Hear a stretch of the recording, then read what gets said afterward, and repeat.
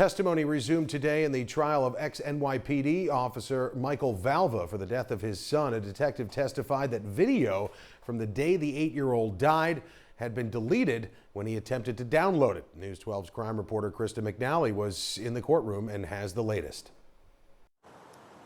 That's right. A big focus of today was the camera systems in and around the Valva's home. As we have reported, there was a Nest camera system within the home, and we are learning that many of the videos from that morning were deleted. We also heard from a neighbor that had a Ring doorbell in the front and side of her home that was recording the morning that Thomas Valva was killed.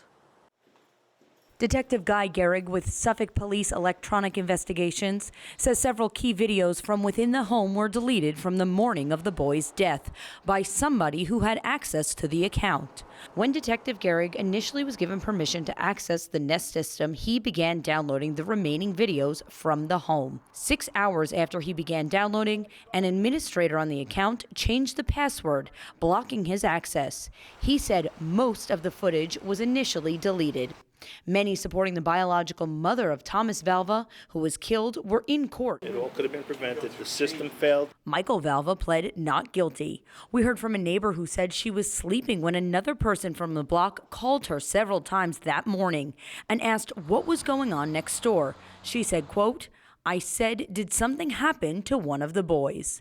According to the prosecution, 8-year-old Thomas Valva was forced to sleep in the garage with his 10-year-old brother, both on the autism spectrum. They had to sleep there for months. Children that are autistic, they need more love and more attention. It was 19 degrees out the night leading up to his death, and the prosecution said the father sprayed him down with water outside on that freezing morning. His body temperature was 76.1 degrees when it was taken at the hospital. Even somebody that has a heart and empathy knows that these children should have never, ever been treated like that. This is from who had even met the family before the boy was found dead. I had met her at Thomas's wake.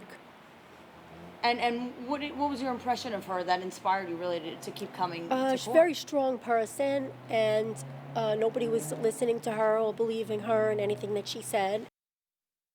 We also saw many pictures in the courtroom of the Valva's home. It appeared to be a typical family home. Pictures of children. The case will continue tomorrow and is expected to last about 3 weeks total. That's the latest from Riverhead. Krista McNally, News 12 Long Island.